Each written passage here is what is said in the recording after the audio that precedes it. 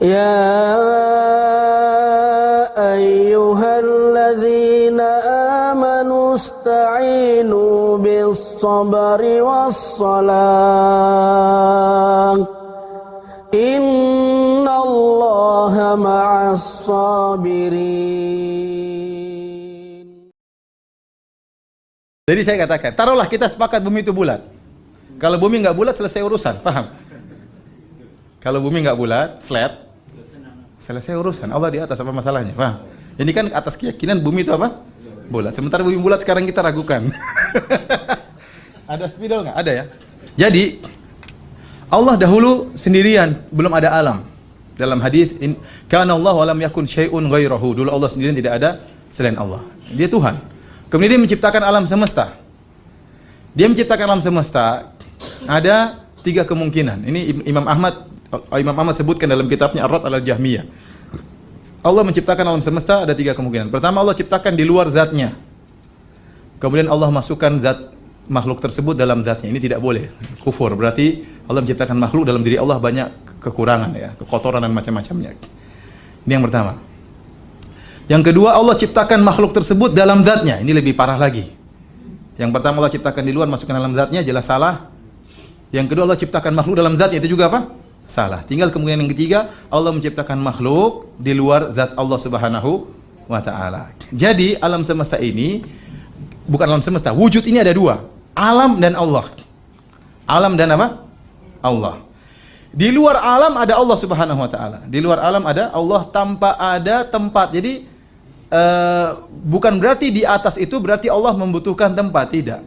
Tetapi maksudnya Allah di luar alam. Allah di luar alam. Sederhana, dalam hadis, dalam riwayat, kata, kalau tidak salah perkataan Ibnu Abbas, mas samawati wal ardu biyadillahi illa ka habbati khardilin fi yadi ahadikum, atau kama qala. Dia mengatakan, tidaklah langit dan bumi ini di tangan Allah, kan digenggam oleh Allah nanti hari kiamat, ya. Kecuali seperti biji di tangan salah seorang dari kalian. Saya katakan, saya tidak berbicara tentang Allah, saya berbicara tentang saya. Ini biji, taruhlah ya. Saya taruh di sini. Anggaplah ini bumi. Langit dan bumi seluruhnya di sini. Kalau dalam sini, antum tunjuk ke atas, ke bawah, semuanya ke arah atas. Paham? Antum ke sini yang ditunjuk tangan. Taruhlah saya, tangan ini zat saya. Saya pegang bumi ini. Dalam bumi ini ada antum, ada yang mau di Malaysia, mau di Amerika.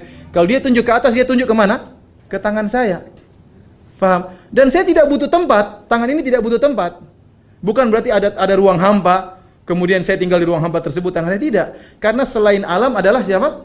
Allah. Jadi setelah alam adalah Allah, dan Allah sedang tidak di tempat. Tempat itu termasuk dari alam. Tapi Allah itu di luar alam. Antum paham tidak? Paham? Sekarang saya kasih logika sederhana. Inilah alam semesta misalnya. Kata Ibnu Abbas, tidaklah langit dan bumi seluruhnya di tangan Allah kecuali seperti biji di tangan kalian. Taruhlah ini bumi, ente di sini Malaysia, ya. George di bawah di Amerika. Kemudian saya pegang begini ya. Kalau antum berdoa, antum ke atas, ke arah tangan saya atau tidak? Iya. George kalau berdoa ke bawah, dia ke tangan saya juga tidak? Sama aja. Paham? Jadi semua yang ke arah keluar itu ke arah atas. Semua ke arah keluar itu ke arah apa? Atas ya. Jadi jangan pikiran kalau begitu George kalau ke bawah berarti ke bawah dong. Enggak, semuanya ke arah Allah, ke arah atas. Karena Allah di arah atas, di luar alam semesta. Dan kita sepakat para penduduk dunia kalau mengukur ketinggian di atas permukaan laut. Kalau Allah di atas karena bumi itu bulat, kata mereka Allah di atas, berarti bagi penghuni yang di bawah Allah di bawah dong, ya. Kata mereka, ya. Coba. Misalnya mereka mengatakan, bumi kan bulat, ya. Kalau Allah di atas, ini Allah di atas misalnya, ya. Maka bagi penghuni di sini benar Allah di atas. Tapi bagaimana manusia yang tinggal di bawah? Di bawah bumi. Berarti mereka bilang Allah di bawah. Ya, Allah di bawah. Bagaimana bantahannya? Bantahannya mudah bahwasanya, ya. Bahwasanya namanya arah atas, ini bantahan. Yang pertama, arah atas adalah ketinggian mutlak. Ya. Semua orang mengukur ketinggian ke arah atas. Misalnya mereka mengatakan ketinggiannya berapa? sekian meter, sekian ribu meter dari permukaan air, yaitu ke arah atas mereka yang ngitungnya. Seandainya di sini seandainya ada bangunan ya 100 tingkat. Kemudian di sini ada bangunan 2 tingkat. Mana lebih tinggi? Semua akan mengatakan ini lebih tinggi. Semua akan mengatakan lebih tinggi meskipun dia berada di posisi bawah kita. Kenapa? Karena orang kita yang mengukur ketinggian adalah ke arah luar. Ke arah luar. Ya. Ke arah luar. Lagi pula, siapa bilang Allah cuma di sini? Allah itu makhluk ini sangat kecil. Allah mengatakan ya wal ardu jami'an qabdatuhu yaumal qiyamah, pada hari kiamat bumi semua dalam genggaman Allah. Allah meliputi semua, gampang. Allah meliputi semua makhluknya. Jadi kemana dia ke sini pun Allah kemana di mana ya. Jadi pokoknya kita ke arah tinggi di situ Allah. Allah di luar makhluk. Allah di luar makhluk ya.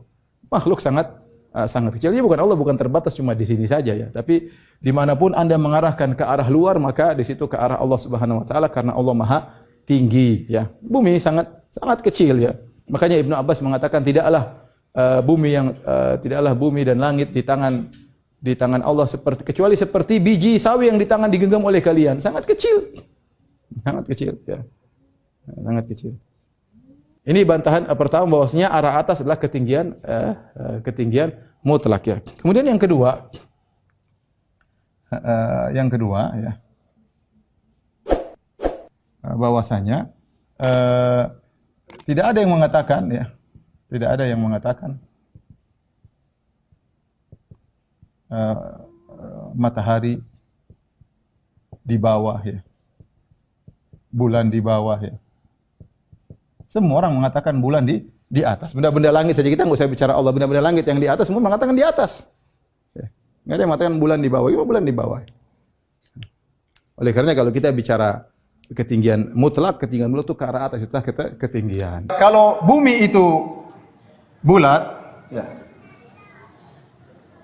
Kemudian katanya Allah berada di atas, Allah di atas.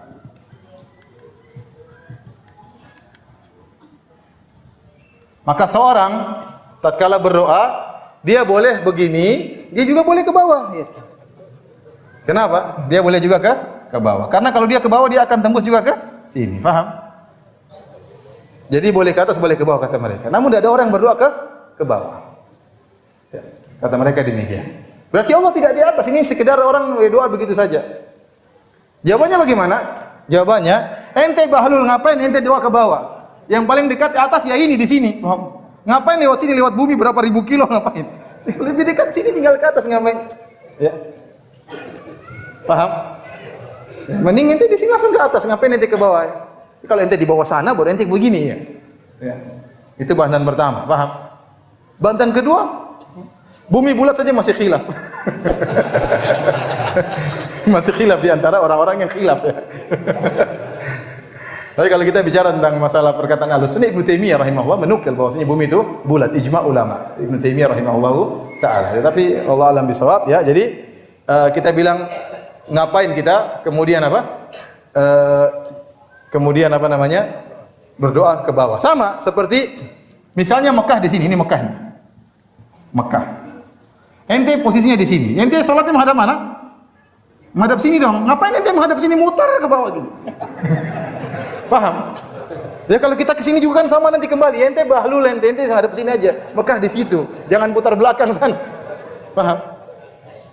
Nah, kalau bilang bisa bolak-balik ya, boleh juga ente hadap ke belakang, muter ke sini. Ngerti? Baik. Sudah paham? Di antara syubhat mereka mengatakan bahwasanya orang-orang tatkala berdoa menuju ke langit, sungguhnya langit itu bukan karena mereka mencari Allah, tapi langit itu kiblatnya doa. Kata mereka langit itu kiblatnya apa? Doa. Dan ini kengawuran. Kita kalau berdoa kiblatnya menghadap mana? Menghadap kiblat atau menghadap langit? Menghadap kiblat atau menghadap langit? Kita berdoa menghadap apa? Tetap menghadap kiblat, tapi hati kita mencari ke atas karena Tuhan di atas. Jadi tidak ada perbedaan antara kiblat doa dengan kiblat salat, sama-sama menghadap mana? Ka'bah.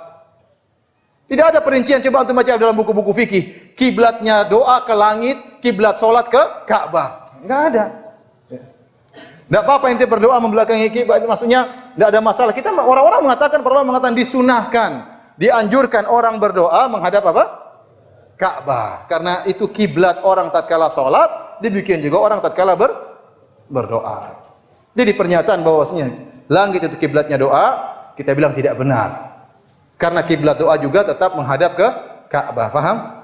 Kita katakan kalau ternyata langit itu kiblatnya doa begini. Paham? Itu